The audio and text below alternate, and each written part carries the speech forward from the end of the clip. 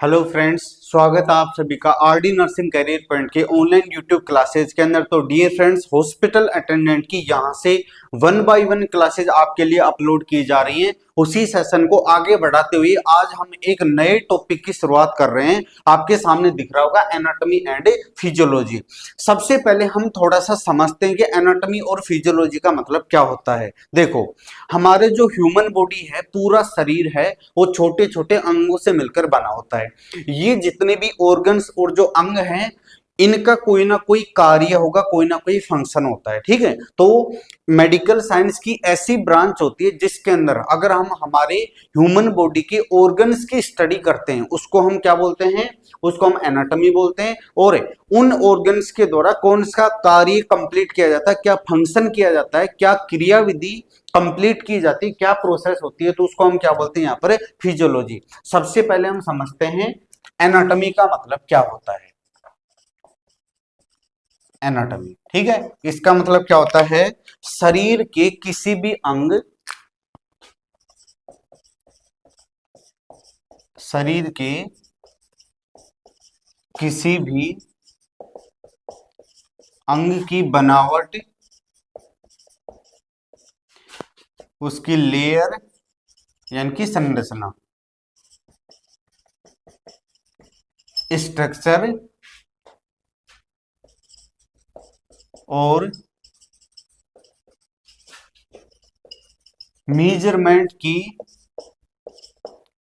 Study करना, study करना क्या बोलते हैं उसको? एनाटॉमी। इसके बाद में हम बात करते हैं किसके बारे में? फिजियोलॉजी। फिजियोलॉजी का मतलब क्या होता है? शरीर के किसी भी ऑर्गन के कार्य व उसकी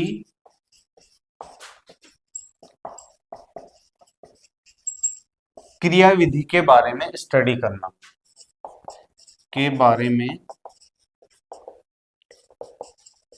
स्टडी करना। ठीक है, इसका मतलब समझे? जैसे अगर मैं बात करूं एक ऑर्गन सच है, जैसे हार्ट या फिर लंग्स, यानी कि हम फेफड़ों की बात करते हैं। ठीक है, जैसे श्वास लेना और श्वास को बाहर निकालना। ठीक है, ऑक्सीजन हमारे शरीर के लिए अंदर जाती है और CO2 कार्बन डाइऑक्साइड बाहर आती है। तो ये जो क्रियाविधि होती है किसके द्वारा होती है? फेफड़ों के द्वारा। तो इसका मतलब क्या हो गया कि फेफड़ों के बारे में, अगर हम फेफड़ों के लेयर के बारे में, कहां पर स्थित होते हैं, क्या बनावट है, कौन कौन सी कोशिकाओं सेल के द्वारा मिलकर बना होता है, कितने नंबर के अंदर होते हैं, कौन से ऑर्गन के आसपास ये पाया जाता है। ठीक है, अगर हम इसकी बनावट, इसकी स्ट्रक्चर के बारे में यदि हम स्टडी करेंगे तो क्या होगी? एनाटॉमी।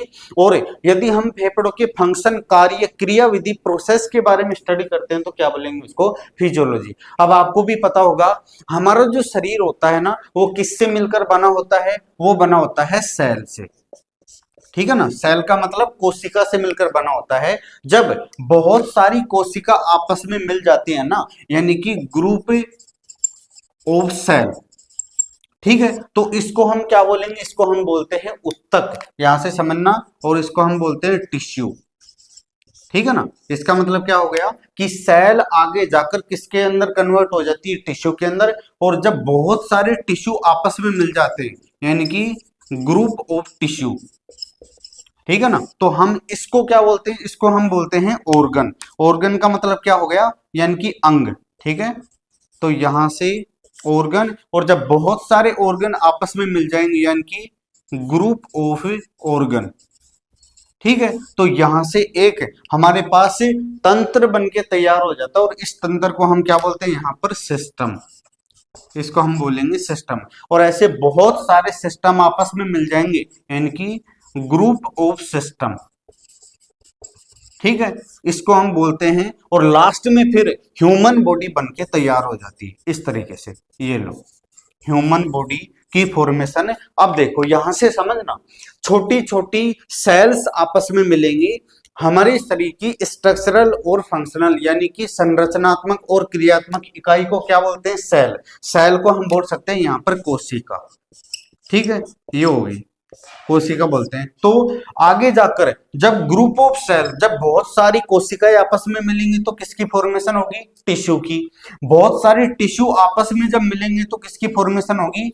अंग, यानी कि जैसे फेफड़े हो गया ना। और जब आगे ये अंग यानी कि ऑर्गन जब आपस में मिलेंगे तो किसकी फॉर्मेशन होगी? That is system. सिस्टम का मतलब होता है यहाँ पर तंत्र, ठीक है। जैसे श्वसन तंत्र बोल सकते हैं, श्वसन तंत्र हो गया, तंत्रिका तंत्र होता है, पाचन तंत्र होता है, उत्सर्जन तंत्र होता है, समझ रहे हो ना। तो ऐसे बहुत सारे तंत्र जब आपस में मिल जाएंगे तो एक ह्यूमन बॉडी का पूरा स्ट्रक्चर बनके तैयार हो जाता है, ठीक है। तो यहां से हमने देखा कि मेनली जो हमारी बॉडी की फॉर्मेशन जो होती है ना वो किससे होती है? सेल से। तो हम थोड़ा सा अब ब्रीफली डिस्कशन करेंगे सेल के बारे में कि सेल क्या होती है, इसके मेन ऑर्गन कौन से होते हैं, ठीक है ना। तो सबसे पहली बात, हम सेल के बारे में यदि हम डिस्कस करेंगे तो पहली जो डेफिनेशन आती है ना वो क्या होगी कि स्ट्रक्चरल यानी कि संरचनात्मक और क्रियात्मक इकाई, और क्रियात्मक इकाई को सेल कहते हैं, सेल कहते हैं। हो गया। कोशिका की डेफिनेशन है कि हमारे शरीर की संरचनात्मक और क्रियात्मक इकाई को क्या बोलते हैं? सेल। इसकी खोज किसने की थी, है ना? किसने की थी? That is Robert Hooke. Robert Hooke ने इसकी डिस्कवरी की थी। कब की थी? इन 1665। इसलिए हम फादर ऑफ साइटोलॉजी, है ना, रॉबर्ट हुक को क्या बोलते हैं? Father of cytology. किसको बोलते हैं? रॉबर्ट हुक को। साइटोलॉजी का मतलब क्या होता है? That is study of cell, study of cell, ठीक है ना। मतलब सबसे पहली सेल की खोज किसने की? रॉबर्ट हुक ने। कब की थी? 1665 में। इसलिए हम रॉबर्ट हुक को किस नाम से जानते हैं? Father of cytology. साइटोलॉजी का मतलब क्या होता है? जब हम सेल के बारे में स्टडी करते हैं तो उसको अपन क्या बोलते हैं? साइटोलॉजी बोलते हैं, ठीक है। अब अपन बात करें यदि ह्यूमन बॉडी के अंदर जो सेल होती हैं वो किस आकार की होती है, तो वो होती है अंडाकार आकार की। अंडाकार आकार की सेल पाई जाती है, ठीक है। सबसे मेन ऑर्गन यदि अपन यहां से देखेंगे ना तो इसके अंदर एक ऑर्गन होता है जिसको हम बोलते हैं माइटोकॉन्ड्रिया, ठीक है। जो माइटोकॉन्ड्रिया होता है इसको हम शक्ति गृह भी बोलते हैं, कोशिका का, इसको सेल का पावर हाउस या फिर शक्ति गृह, शक्ति गृह भी कहते हैं। क्योंकि सारी जो एनर्जी होती है ना वो किसके अंदर स्टोर होती है? माइटोकॉन्ड्रिया के अंदर, ठीक है। इसके अलावा एक और होता है जिसको अपन बोलते हैं राइबोसोम। राइबोसोम, राइबोसोम क्या है? इसको सेल की प्रोटीन फैक्ट्री भी बोलते हैं,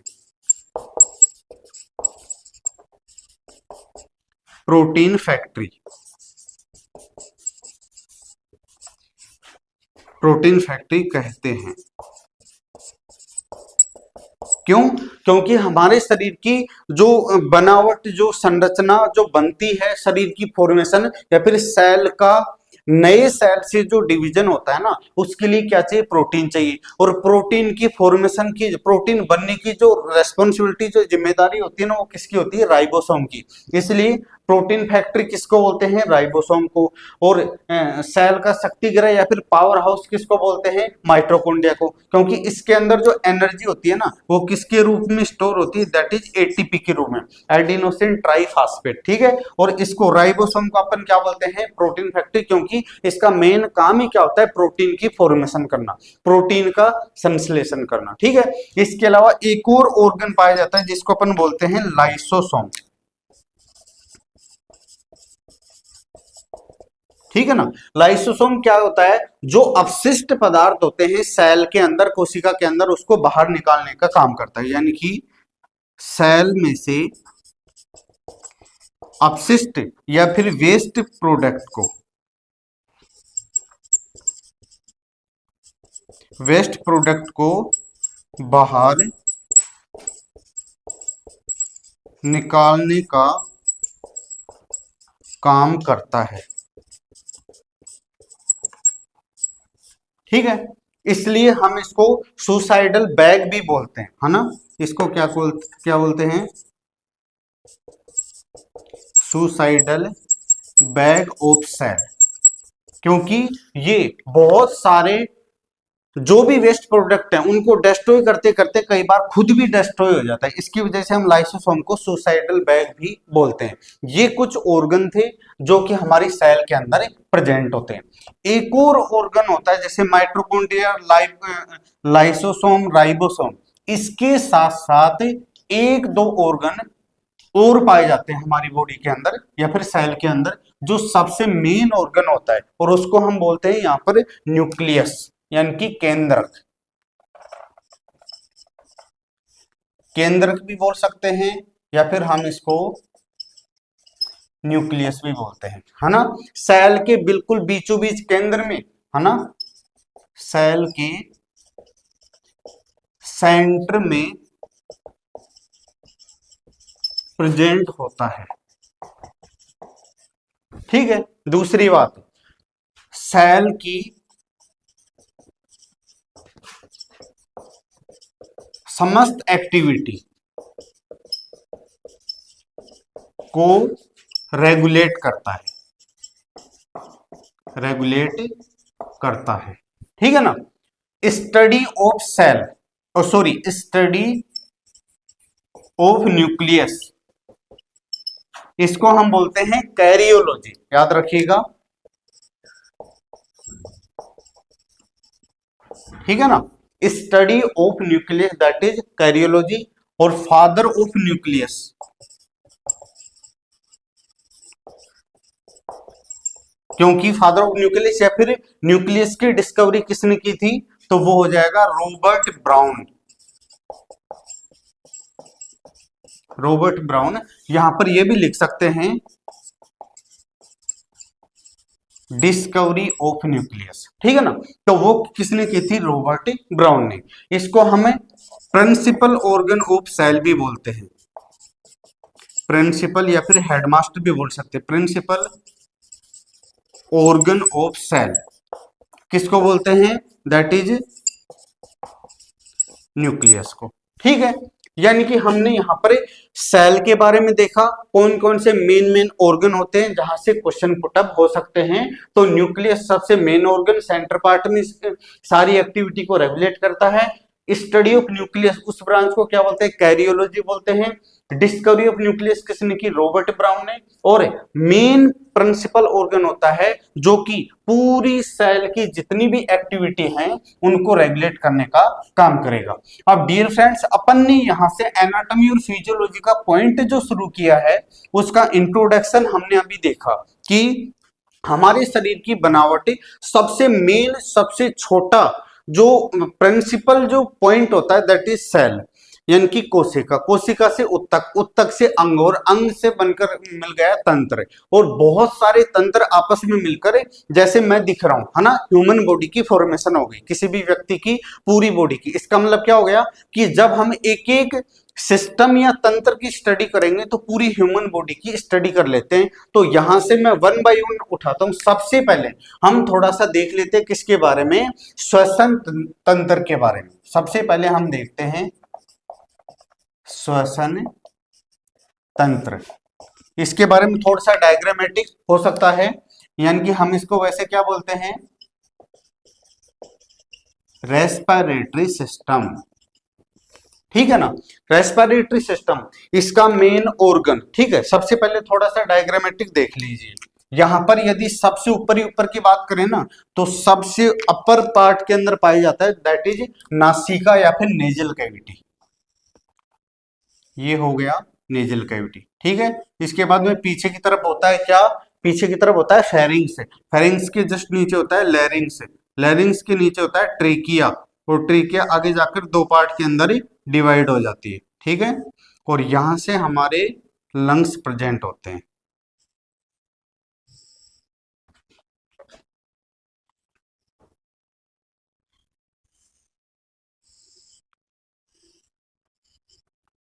ठीक है।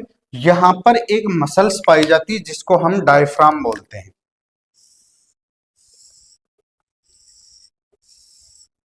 इस तरीके से, ठीक है। और यहां पर फिर छोटे छोटे और ब्रांचेज होती हैं जो कि आगे जाकर छोटे छोटे ब्रांचों के अंदर डिवाइड हो जाती है, ठीक है। ये होता है। सबसे पहले हम यहाँ पर यदि इसके ऑर्गन्स को यदि हम डिवाइड करें तो सबसे जो फर्स्ट वन है मैं यहाँ पर रेस्पिरेटरी सिस्टम का जस्ट एक डायग्रामेटिक रिप्रेजेंटेशन बता रहा हूँ कि होता कैसे। श्वसन तंत्र, जैसे अपन श्वास लेते हैं ना तो कहाँ से एयर जाएगी कहाँ तक जाती है, तो ये तो हो गया नोज। नोज का मतलब होता है नेजल कैविटी, ये नाक हो गया। नोज ये सबसे एंटीरियर पोर्शन। इसके बाद में ये होता है दैट इज नेजल कैविटी, नासिका गुहा। इसके पीछे की तरफ होता है उसको अपन बोलते हैं फेरिंग्स, ठीक है।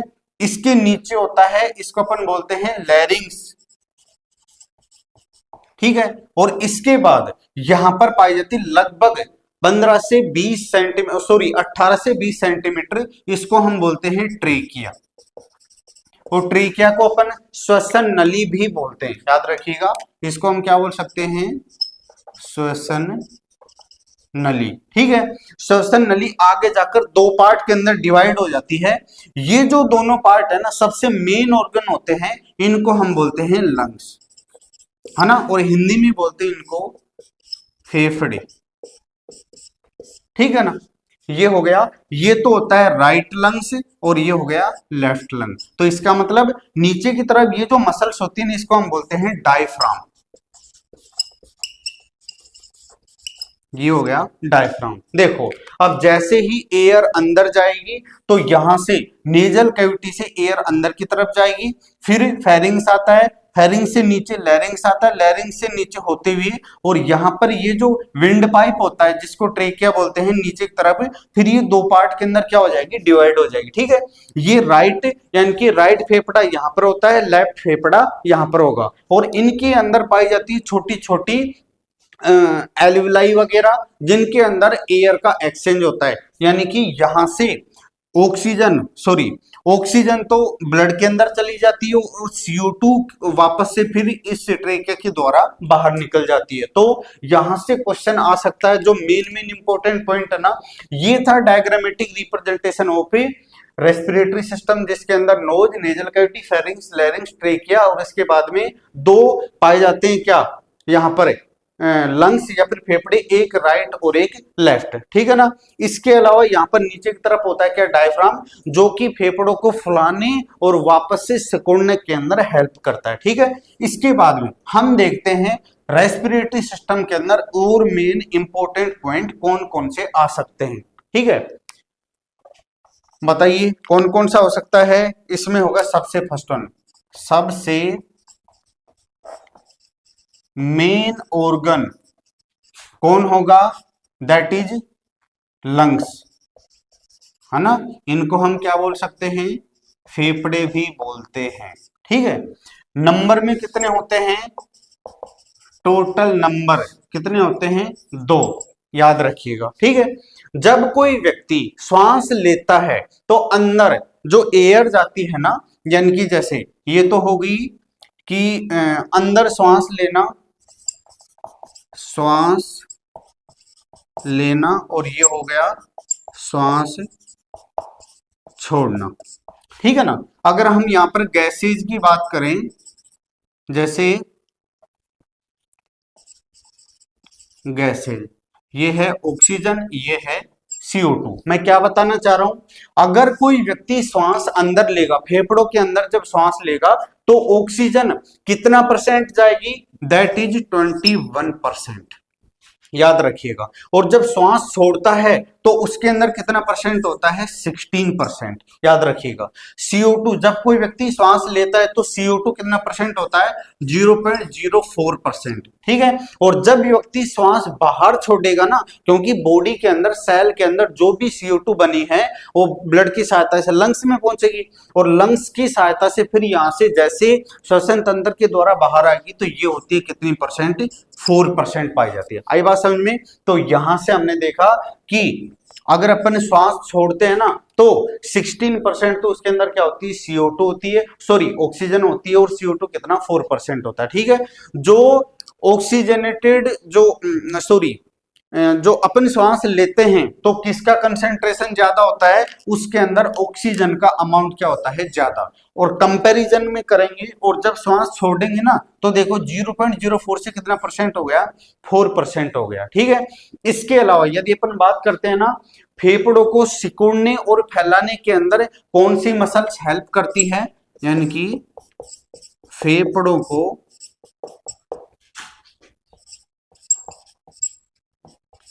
सिकुड़ने और फैलने में डायफ्राम मदद करता है। ठीक है, इसके अलावा लंग्स कहां पर प्रेजेंट होते हैं, वो होते हैं छाती में या फिर थोरेसिक कैविटी के अंदर। ठीक है, नेक्स्ट पॉइंट हो जाएगा कि फेफड़े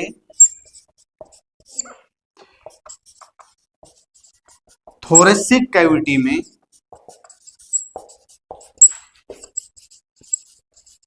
प्रेजेंट होते हैं। किसमें होते हैं, थोरेसिक कैविटी के अंदर प्रेजेंट होते हैं। नंबर के अंदर कितने होते हैं, 2 होते हैं। ठीक है, इसी के अंदर यहां पर ही क्या पाया जाता है, यहां पर ही हार्ट प्रेजेंट होता है। एक और बात है, यदि अपन बात करें तो श्वसन नली के अंदर है ना, सी आकार के 16 से 20 छल्ले पाए जाते हैं। यहां पर एक और पॉइंट होता है कि श्वसन नली में, और श्वसन नली का अंग्रेजी में क्या बोलते हैं, ट्रेकिया। ट्रेकिया में सी आकार के 16 से 20